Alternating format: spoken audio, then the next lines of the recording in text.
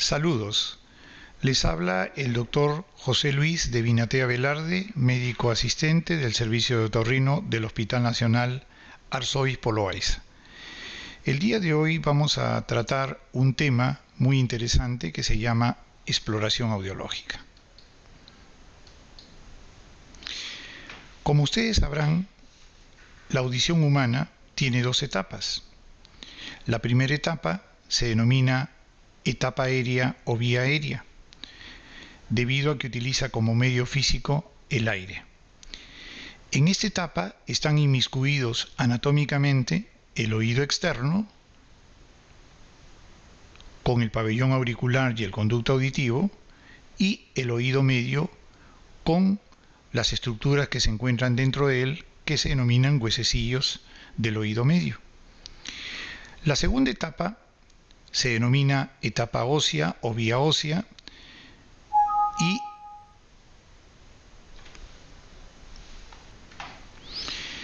y esta etapa se llama ósea porque está el oído interno, el nervio auditivo y el cerebro excavados precisamente en el tejido óseo del cráneo. Si nosotros hiciéramos un corte transversal de la cóclea, notaríamos que existen tres conductos: un conducto vestibular, un conducto timpánico y un conducto coclear.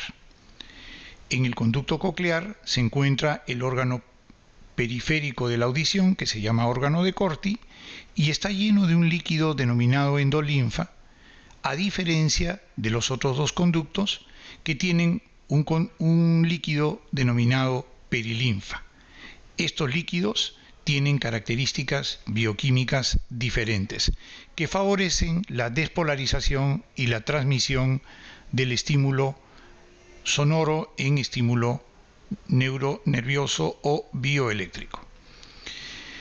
En este cuadro está resumido lo que anteriormente he mencionado. Observamos que hay una parte anatómica de la vía aérea representada por el oído externo y el oído medio, y una parte anatómica en la vía ósea que está representado por el oído interno, básicamente la cóclea, el nervio auditivo y el cerebro. Fisiológicamente hablando, podemos decir entonces que el sonido es conducido por los elementos que forman el oído externo y el oído medio hacia el interior, y la vía ósea se encarga de transducir o de transformar la energía sonora en energía bioeléctrica para ser transmitida a través del nervio auditivo al cerebro. Por esa razón es que las sorderas o las hipoacusias que comprometen cada vía tienen un nombre sugerente a lo que acabo de mencionar. La sordera de la vía aérea se denomina conductiva y la sordera de la vía ósea se denomina neurosensorial. De esta manera es fácil poder inducir algunos diagnósticos clínicos. Por ejemplo, un tapón de cerumen que corresponde al oído externo, básicamente al conducto auditivo externo, va a producir una sordera conductiva. En el otro extremo tendríamos, por ejemplo, que una cocleopatía viral, una enfermedad viral que compromete la cóclea, podría producir un problema neurosensorial porque anatómicamente ésta se localiza en el oído interno. En la audiometría existen diferencias gráficas que vamos a ver dentro de un rato entre el oído derecho y el oído izquierdo, tanto en la vía aérea como en la vía ósea. Debería referirme en este momento a que el oído derecho tiene el color rojo internacionalmente y el oído izquierdo se le asigna el color azul. Y en forma general, el pronóstico de las sorderas de la vía aérea es reversible, mientras que el pronóstico en la vía ósea de las sorderas es irreversible.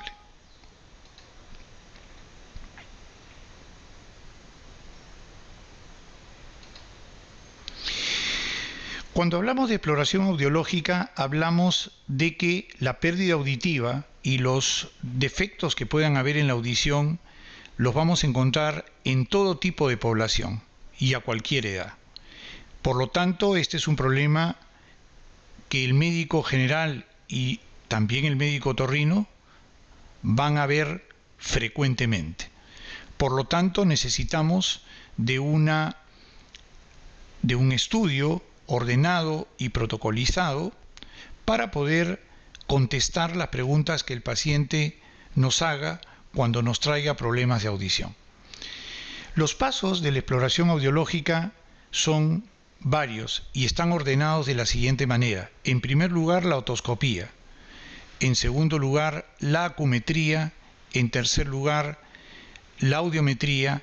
Y finalmente, en cuarto lugar, las pruebas como emisiones otoacústicas, impedanciometría y otras pruebas que vamos a ver dentro de un rato. La otoscopía es una técnica de inspección del conducto auditivo y de la membrana timpánica que emplea un instrumento eléctrico llamado otoscopio.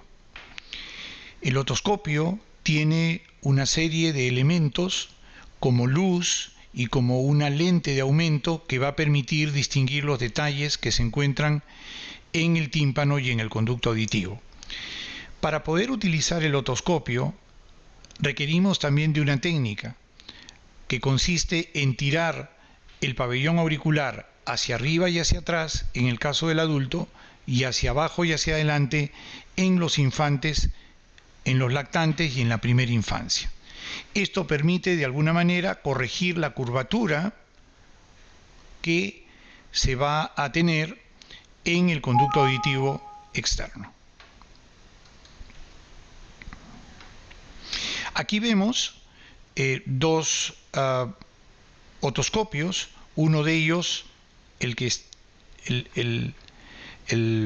está hacia nuestra mano izquierda, que se denomina otoscopio no quirúrgico o cerrado, y el que está a nuestra mano derecha, que se denomina otoscopio quirúrgico o abierto y que nos permite, de alguna manera, utilizando una mano,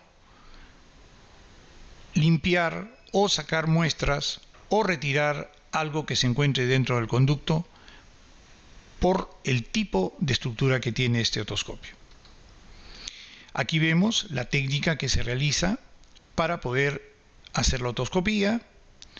Es importante decir que para que yo pueda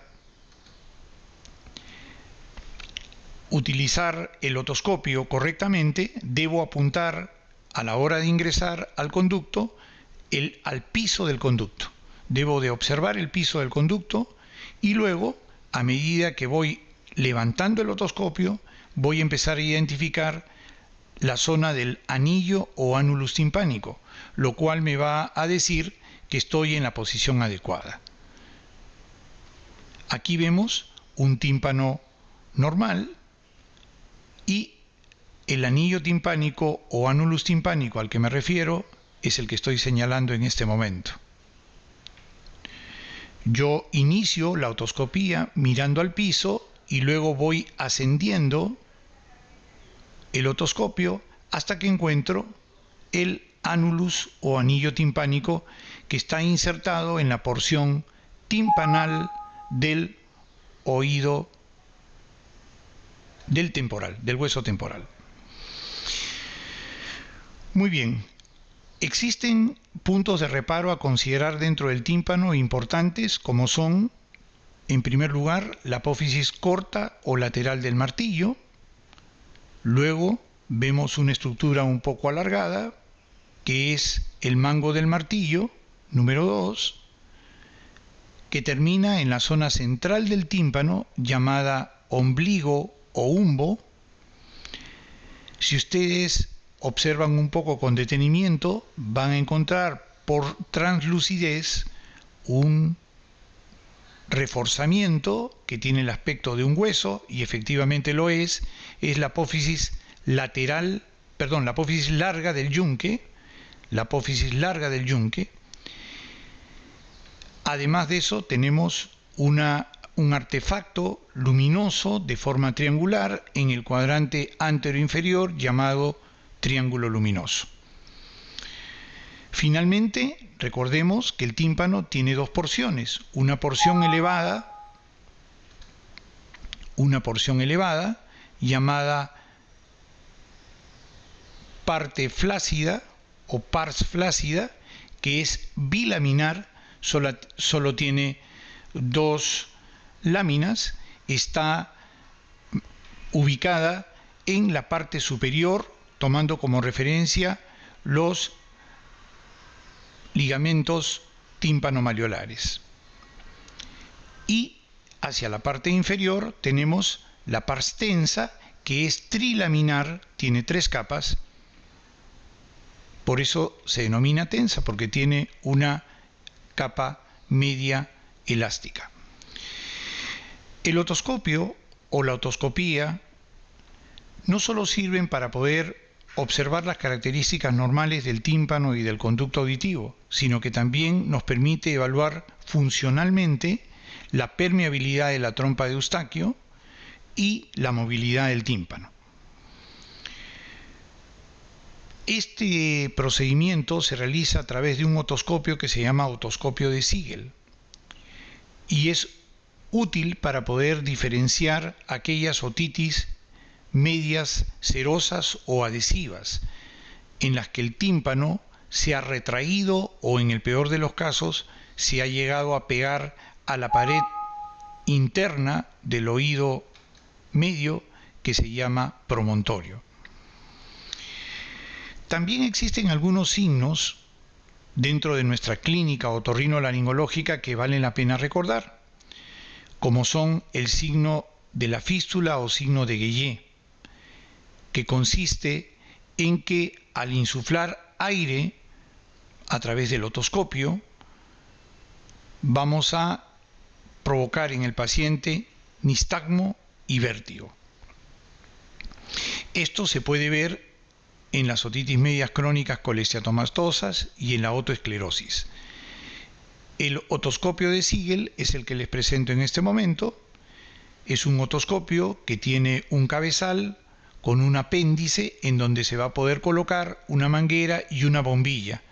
La bombilla va a permitir insuflar aire en el conducto auditivo externo y de esta manera al llegar al fondo, va a poder permitir de alguna manera la movilidad del tímpano. Si éste se encuentra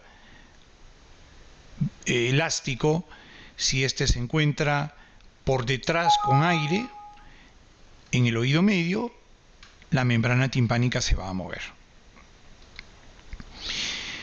Si no tuviéramos otoscopio de Siegel o otoscopio neumático, tenemos la maniobra de Valsalva, que es el hecho de que le pidamos al paciente que se tape la nariz y que degluta.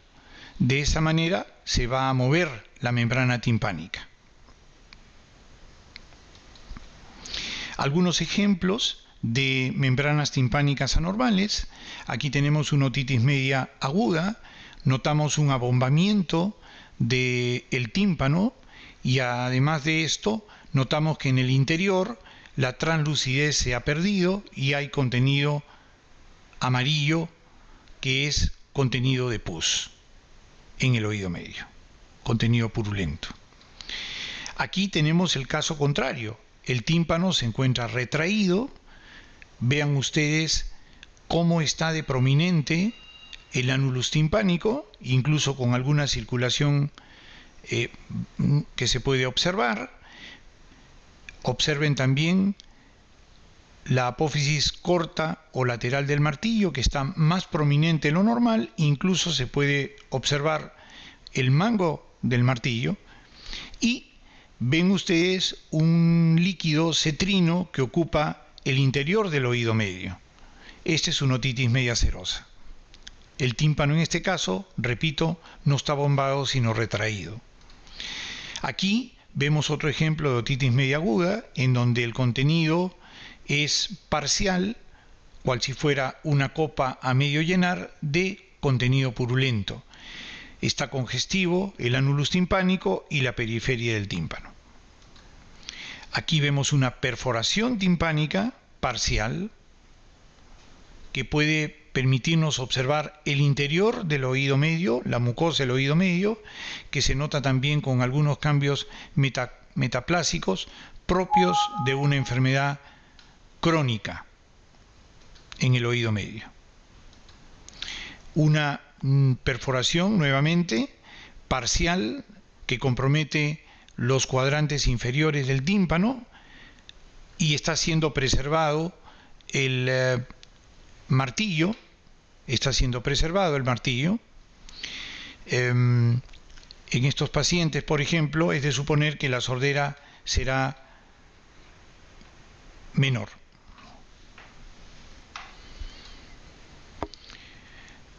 Seguimos entonces viendo otra perforación mayor, mucho más grande, que compromete la integridad prácticamente del tímpano, y observamos que en la parte alta aparece una formación de aspecto blanquecino, descamativo, que es el colesteatoma.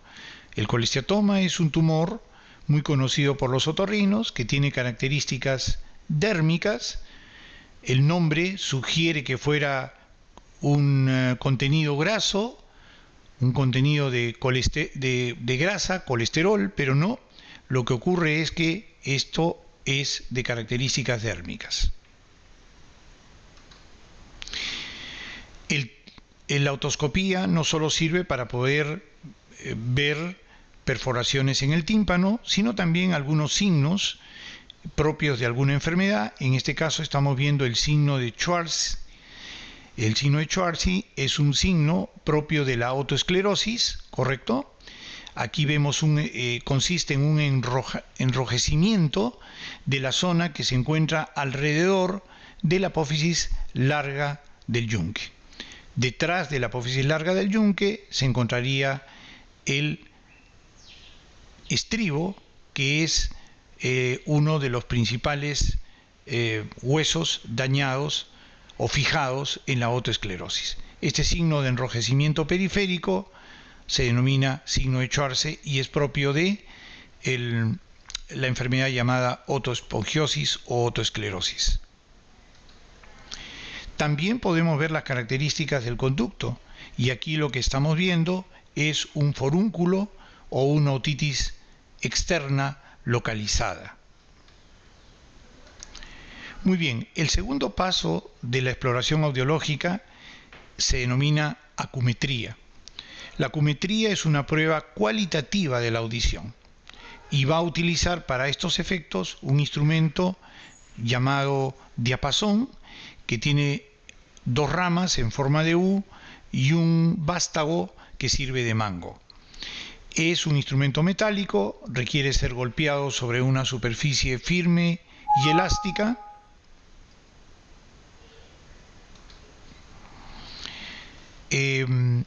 Como por ejemplo los tendones, y el diapasón más usado por su capacidad de vibración es el diapasón de 512 Hz o 512 ciclos por segundo, por tener mejor capacidad vibratoria. Este es un diapasón, aquí lo podemos observar, es el de 500, pero no solo existe el diapasón de 500, tenemos un juego de diapasones que son de diferentes calidades.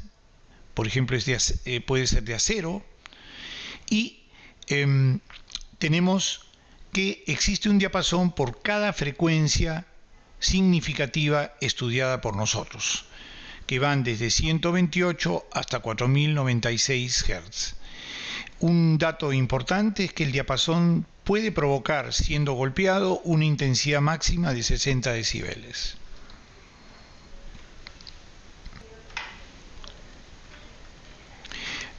Las pruebas que podemos realizar con el diapasón se llaman pruebas acumétricas, y como se darán cuenta existen varias pruebas, pero las que nos interesan para ustedes que son alumnos de pregrado son dos básicas, la prueba de Weber y la prueba de Rinné. La prueba de Weber compara la vía ósea de ambos lados y lo que se va a hacer es colocar el diapasón en cualquier punto de la línea media craneofacial. Puede ser el vértex, puede ser la frente, pueden ser entre los dientes, el mentón. El paciente normal va a oír la vibración del diapasón en la parte central, donde uno pone el diapasón en cualquier punto de esa línea craneofacial. Allí va a sentir el ruido, y cuando ocurre esto se le denomina Weber indiferente y se representa con una W con dos flechas a los costados. Esto es lo que ocurre en una prueba completamente normal, donde la vibración del diapasón se reparte por igual en ambas cócleas que se encuentran con un trabajo similar.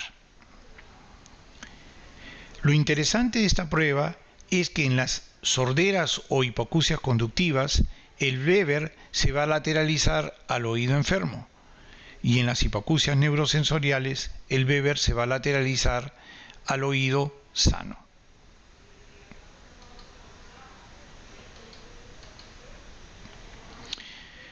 La segunda prueba es la prueba de Rinné. En este caso, lo que compara es la vía ósea y la vía aérea de un mismo oído. La prueba de Weber comparaba la vía ósea de los dos oídos. En este caso, el Rinné es una prueba para un solo lado, la vía ósea y la vía aérea de un mismo oído. Al colocar el diapasón inicialmente en la región mastoidea,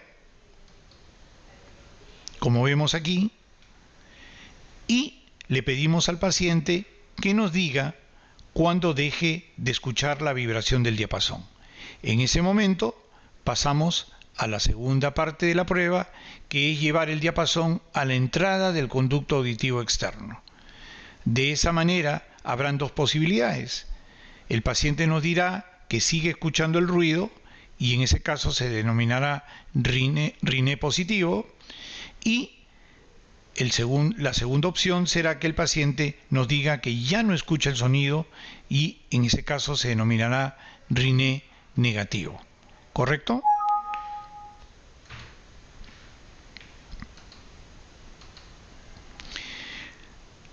Aquí tenemos los resultados de la prueba de Rinné. Siempre el Rinné será negativo en las sorderas conductivas. En cambio, en las sorderas neurosensoriales y en los pacientes normales, el Rinné será positivo.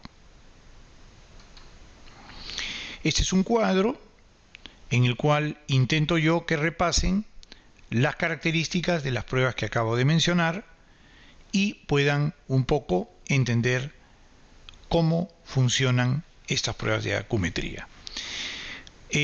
Valdría la pena aclarar el último término, que significa cofosis, que es una sordera total adquirida por el paciente y que evidentemente al no escuchar todo será negativo. La prueba, el siguiente paso de la exploración audiológica se denomina audiometría. Es una prueba cualitativa y cuantitativa de la audición. Utiliza un instrumento electrónico denominado audiómetro, que consta de dos auriculares y de un vibrador que se coloca en la región mastoidea para el examen de la vía ósea. Lo ventajoso del audiómetro es que es capaz de poder emitir frecuencias o tonos puros que normalmente no se encuentran en la naturaleza. Estas frecuencias o tonos puros van a ser también emitidos con una intensidad variable en decibeles.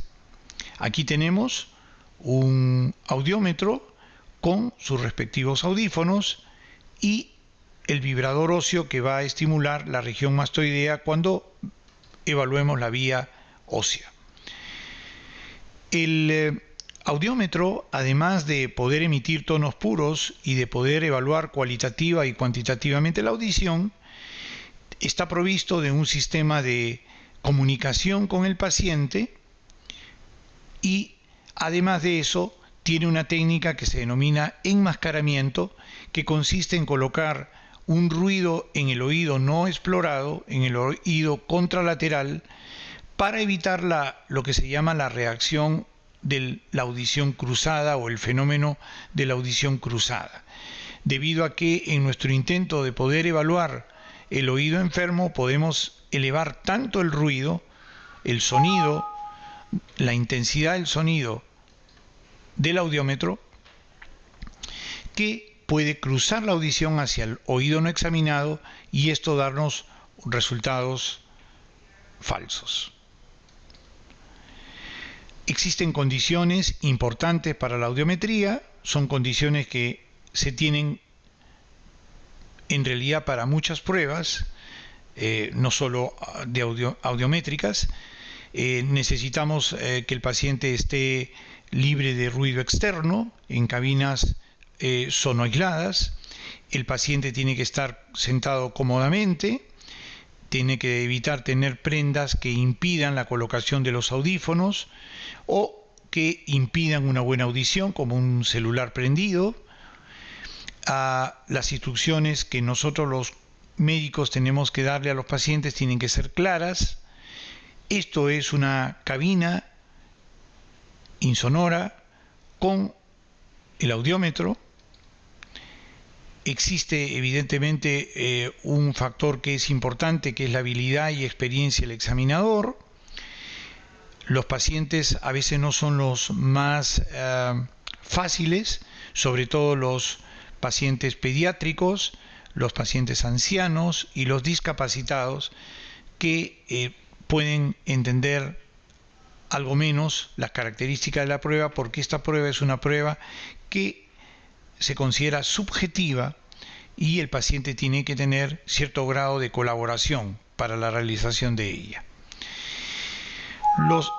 Las audiometrías se pueden dividir en varios tipos. Si las quisiéramos hacer en forma general, tenemos la audiometría tonal liminar, que es la prueba más simple, más sencilla, y luego tenemos las pruebas de audiometría supraliminares, en donde se investigan una serie de fenómenos como reclutamiento, adaptación y fatiga, y que se utilizan niveles de intensidad mayor a los del umbral auditivo del paciente. Finalmente tenemos las audiometrías de respuesta eléctrica o potenciales evocados, que se utilizan en los pacientes que, digamos, no van a colaborar con la prueba porque no entienden la prueba o porque pueden ser simuladores, y son pruebas más de carácter objetivo porque la máquina va a calcular el umbral de estos pacientes, el umbral auditivo. El informe final de una audiometría se denomina audiograma y es la representación gráfica de la audición de una persona, de la percepción auditiva de una persona. Utiliza, a través de un plano cartesiano, la frecuencia, la comparación de dos variables que son la frecuencia y la intensidad. La frecuencia se encuentra ubicada en el eje de las abscisas y la intensidad se encuentra en el eje de las ordenadas. La frecuencia está ordenada en forma creciente, ubicando la frecuencia desde 125 hasta 8000 ciclos por segundo Hertz. En algunos audiogramas encontramos que hay un área sombreada entre la frecuencia de 500 y 3000 que corresponden a las frecuencias conversacionales o frecuencias de la voz, que son muy importantes para el ser humano porque es la audición de sus congéneres. La intensidad está dividida de 10 en 10 en orden creciente, de arriba a abajo. La unidad es el decibel y el punto cero es actualmente un punto establecido por ISO para todos los audiómetros. Los símbolos utilizados para los registros audiométricos también son estandarizados, como les dije, color rojo para el oído derecho y azul para el oído izquierdo, y van a cambiar cuando se utiliza la técnica de enmascaramiento. Aquí los vamos a poder apreciar dentro de un rato. Estos son, aquí tenemos, como observarán, los 4 primeros son símbolos en los cuales no se utiliza el enmascaramiento. Los 4 segundos sí cambian porque se está utilizando el enmascarado.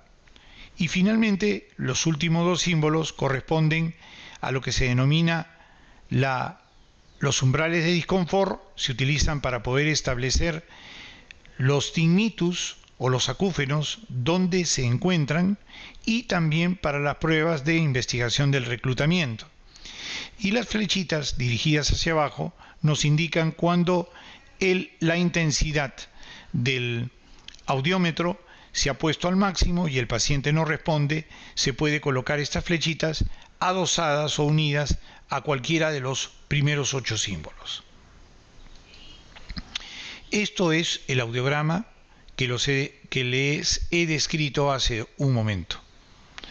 Como ven, tenemos las frecuencias en la parte superior y en la parte del costado tenemos las intensidades que van de 10 en 10. Aquí es la unidad, el decibel, y aquí las unidades de la frecuencia se denominan hertz o ciclos por segundo. Físicamente hablando, las frecuencias se dividen en 2 grandes grupos: las frecuencias graves por debajo de 1000 y las frecuencias agudas por encima de 1000. Este gráfico pretende enseñarles que la curva o el umbral de audición del paciente divide el campo del audiograma en 2 partes. Un campo inaudible, es decir, lo que el paciente no escucha, y otro campo audible, que es lo que el paciente va a escuchar, y también se le llama reserva auditiva. De acuerdo a la escuela americana, la Asociación Americana de Audiología, porque existen varias clasificaciones, esta es la clasificación de pérdida auditiva. De 0 a 20 se considera una audición normal, de 25 a 40 una sordera leve, de 45 a 70 una sordera moderada o una hipoacusia moderada, de 75 a 90 una hipoacusia severa, y de 95 hasta 120 una hipoacusia profunda. Las audiometrías supraliminares, como lo mencioné hace un rato, no sirven para calcular el umbral auditivo de una persona o lo que escucha una persona. Estas audiometrías sirven principalmente para poder detectar fenómenos que se producen en la audición por efecto de enfermedades como la sordera o la hipoacusia. El reclutamiento, la fatiga y la adaptación son ejemplos de estos fenómenos auditivos. El reclutamiento se presenta principalmente en las sorderas neurosensoriales, en donde el compromiso es coclear, es decir, la lesión está en el interior de la cóclea, en el órgano de Corti. En cambio, las sorderas no cocleares o retrococleares, ¿correcto?, son aquellas que se encuentran por detrás de la cóclea y inmiscuyen el nervio auditivo y los núcleos cerebrales superiores. Las pruebas supraliminares que nosotros podemos enseñarles son varias, pero la principal es el test de Fowler. También tenemos el test de Yerger, o también conocido como SISI, que es la captación de pequeños incrementos de ruido, el test de Lucier. Y en cuanto a la fatiga auditiva, esta es una pérdida de audición momentánea luego de que uno se ha expuesto a un ruido intenso. Lo que puede ocurrir, por ejemplo, con una persona que acude a un evento musical o a una discoteca y que al salir de ella siente que su audición no es la misma que cuando entró a este evento o a este foco de ruido intenso. Para detectar esta fatiga auditiva, la prueba que se realiza se llama Tone Decay. La logoaudiometría también es una prueba importante. También está considerada como una prueba que permite evaluar si el daño es coclear o retrococlear. Aquí lo que se realiza es la exposición del paciente a palabras y no a tonos puros. Si el paciente, al decirle que repita 100 palabras, tiene 20 palabras equivocadas, entonces su discriminación será de 80%. Si el paciente, al pasarle 100 palabras que tiene que repetir una a una, se equivoca en 40, su discriminación será de 60%. Esto, repito, permite diferenciar entre la sordera coclear y retrococlear, de carácter neurosensorial. También nos permite evaluar el pronóstico para el uso de los audífonos o prótesis auditivas. El ejemplo del test de Fowler es un ejemplo muy interesante. Lo que vemos aquí en el test de Fowler es la equiparación de las intensidades en un paciente. ¿Cómo logramos esto? Lo que vamos a hacer es utilizar solo una frecuencia para estudiar el oído. Puede ser la frecuencia de 1000 o la frecuencia de 2000 Hz o ciclos por segundo. Se coloca la frecuencia estudiada en un oído a la intensidad a la que normalmente escucha el paciente y se va exponiendo al paciente en el oído estudiado con un sonido que va aumentando de 5 en 5 hasta que él pueda decir que escucha el mismo sonido en un oído al igual que en otro. En otras palabras, lo que hacemos es que el paciente compare las intensidades de volumen entre un oído, el normal, y el oído estudiado, que posiblemente sea el enfermo. El paciente va a indicar cuándo siente las dos intensidades igual.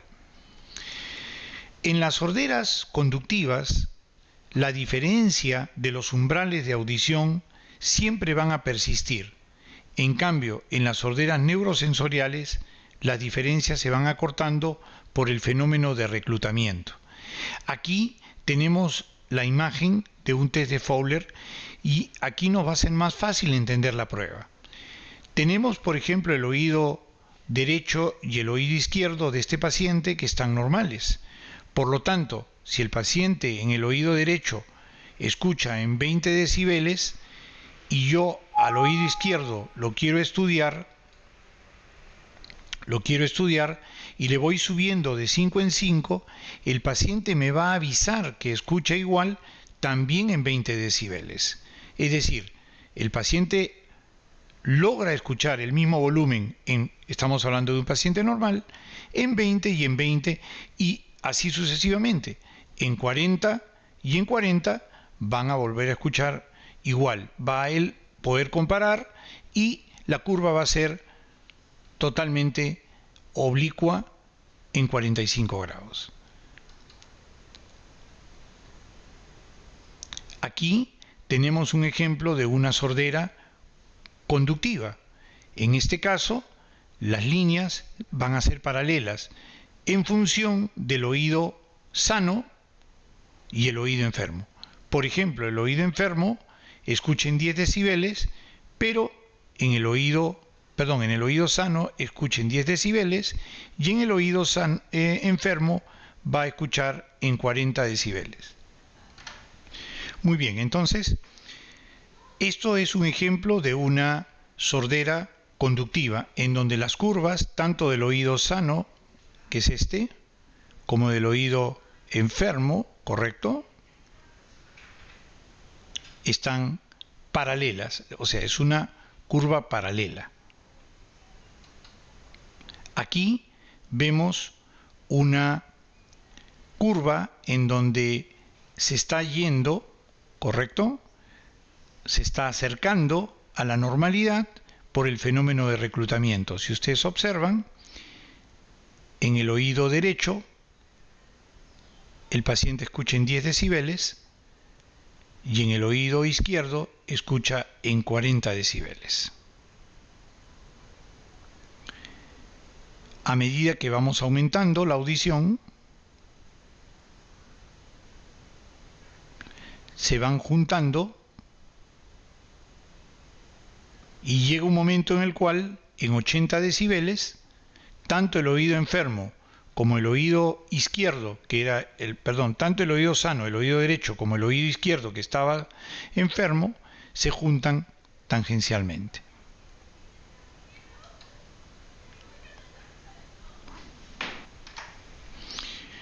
Vamos a ver ahora un poquito de la nosología audiológica, es decir, el estudio individualizado de algunas enfermedades que comprometen la audición. En principio vamos a hablar sobre una enfermedad que se denomina presbiacusia. Es una sordera por envejecimiento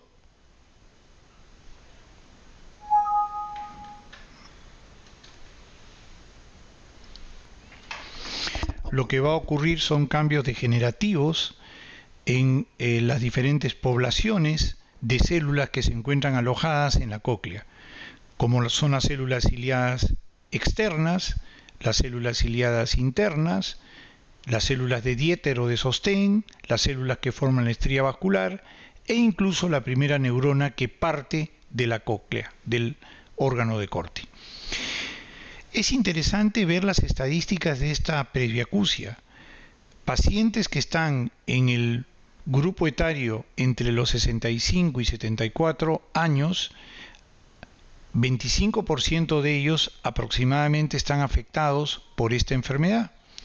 Y por encima de los 75 años ya encontramos casi la mitad de la población afectados por esta enfermedad.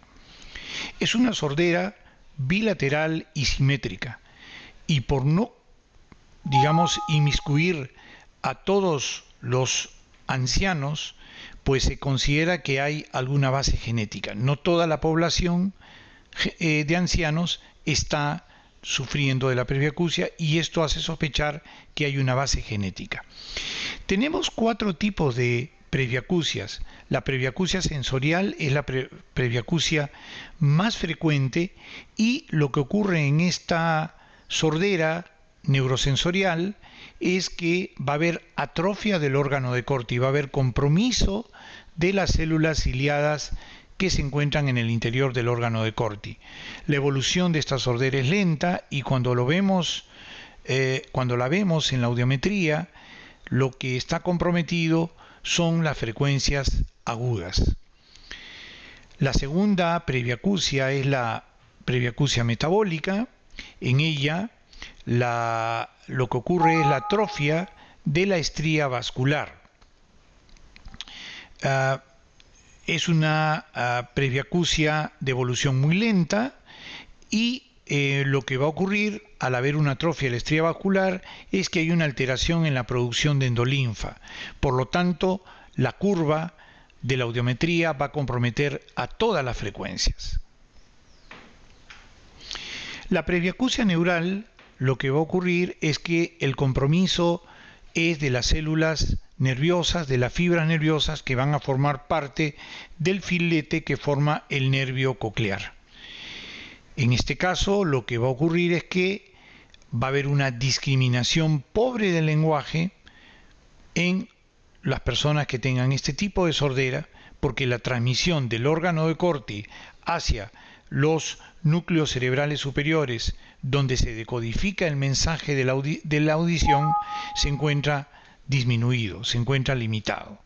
Entonces, va a haber una pérdida de la discriminación en un porcentaje alto, a pesar que la sordera no tenga un gran nivel de pérdida.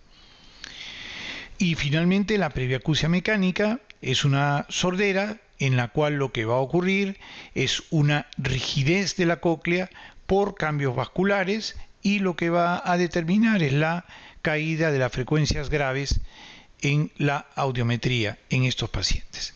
La clínica, debemos de decir que el diagnóstico no es sencillo, porque estas presbiacusias van a presentarse en una misma persona, pueden estar 1, 2 o hasta las 4 presentes en la misma persona, por lo tanto el diagnóstico es un poco difícil. Pero lo que sí va a existir en todas, en la gran mayoría, es el fenómeno de reclutamiento, que es el acercamiento del umbral de la persona, del umbral auditivo, en relación con la tolerancia al ruido, al umbral de tolerancia del ruido de las personas. El tratamiento es un tratamiento controvertido. Se considera en algunos casos dar antioxidantes al paciente con fines de restituir un poco disminuir un poco el envejecimiento del oído interno, evitar la formación de los radicales libres, los vasodilatadores cerebrales para favorecer la irrigación a nivel del oído y la oxigenación de este, también son útiles. Y hay que considerar de que en no todas las sorderas, en no todas las presbiacusias se pueden utilizar audífonos, porque no todas van a poder ser mejoradas con estas prótesis auditivas. Considerando que hay una población mayor, se debe de evitar las drogas ototóxicas, sobre todo pensando en la utilización de antibióticos para infecciones urinarias, la utilización de algunos antiácidos y antihipertensivos. La sordera neurosensorial súbita es una enfermedad que puede presentarse a cualquier edad. Es una sordera neurosensorial de inicio brusco, generalmente unilateral, en donde el paciente no tiene antecedentes de enfermedades al oído. El 70% de los pacientes que comienzan esta enfermedad bruscamente van a presentar acúfenos, y un 10% van a presentar vértigo intenso. Si ocurre esto, a la sordera neurosensorial súbita se le agrega lo que nosotros llamamos una laberintoplegia. Se considera como parámetros para el diagnóstico de esta sordera las caídas del umbral auditivo, caídas mayores de 30 decibeles, que se comprometan 3 frecuencias consecutivas y que el inicio de esta sordera no haya pasado de 72 horas. Las causas para esta sordera todavía siguen en discusión, pero las hipótesis que se presentan son estas que estamos mencionando: la vascular, la viral y las fístulas o roturas espontáneas de las ventanas.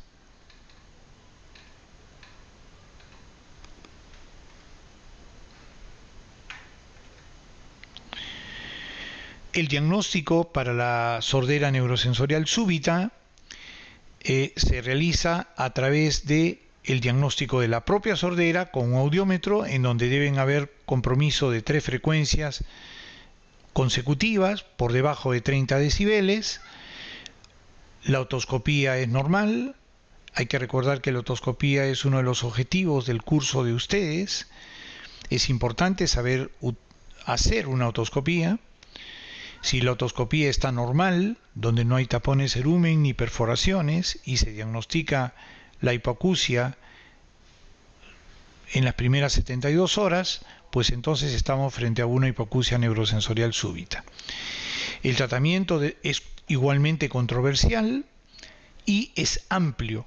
Se utiliza varios medicamentos, pero las bases o los pilares del tratamiento son el aislamiento del ruido y la utilización de corticoides en dosis altas y progresivamente descendentes. También se pueden utilizar antibióticos, antihistamínicos, vasodilatadores cerebrales, ansiolíticos y anticoagulantes.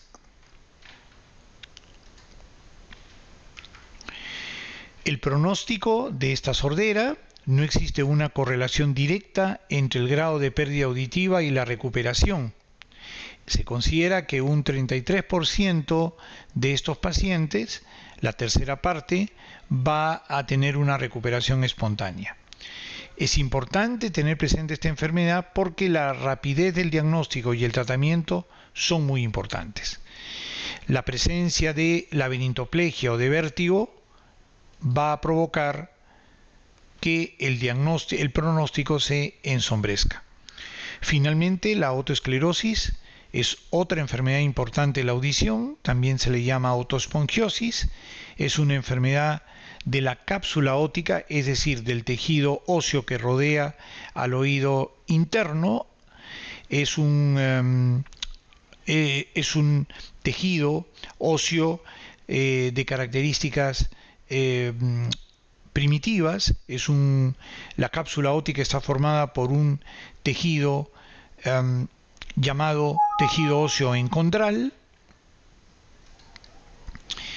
que tiene como característica la presencia de tejido óseo con islotes de cartílago, ¿no?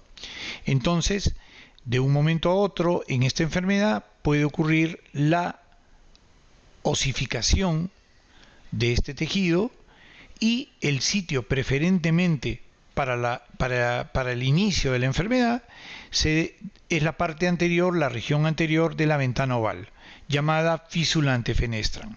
Allí se inicia el 80% de la enfermedad. Aquí vemos un gráfico en donde observamos la región comprometida, una osificación de la región de la ventana oval donde se inserta el estribo, lo cual va a provocar inicialmente una sordera conductiva. Existe un 10% de pacientes que van a iniciar la osificación en otros puntos que no sea la ventana oval, y por ende va a provocar una sordera neurosensorial de frente, sin pasar por la sordera conductiva. Muy bien. La otoesclerosis o otoespongiosis va a ser una enfermedad de transmisión autosómica recesiva con penetrancia incompleta, lo cual deja un poco al azar la presencia de esta enfermedad en las generaciones siguientes. La frecuencia es mayor en las mujeres 2:1 y el antecedente familiar es muy importante, 60%. La clínica en estas personas es una sordera inicialmente conductiva, acompañada de zumbido, durante la pubertad o durante la juventud, en adultos jóvenes también, y que va a ir progresando bilateralmente y se agrava con los embarazos. El signo clínico más importante es el que les decía hace unos minutos, el signo de Schwartz. El enrojecimiento de la zona cercana a la apófisis lateral, a la apófisis larga del yunque. A la tomografía podemos ver la zona de otoesclerosis, vemos aquí los cortes transversales de la cóclea y el tratamiento en esta enfermedad consiste en la utilización de audífonos o cirugía para colocar un implante que reemplace el hueso llamado estribo. La audiometría va a tener características inicialmente conductivas, la hipoacusia va a ser conductiva y con el tiempo progresivamente con el paso del tiempo va a aparecer una sordera neurosensorial. También existe una característica audiométrica en esta enfermedad que se llama escotadura de Carhart, que es una caída un poquito más acentuada en la frecuencia de 2000 ciclos por segundo. Les agradezco su atención, muy amables.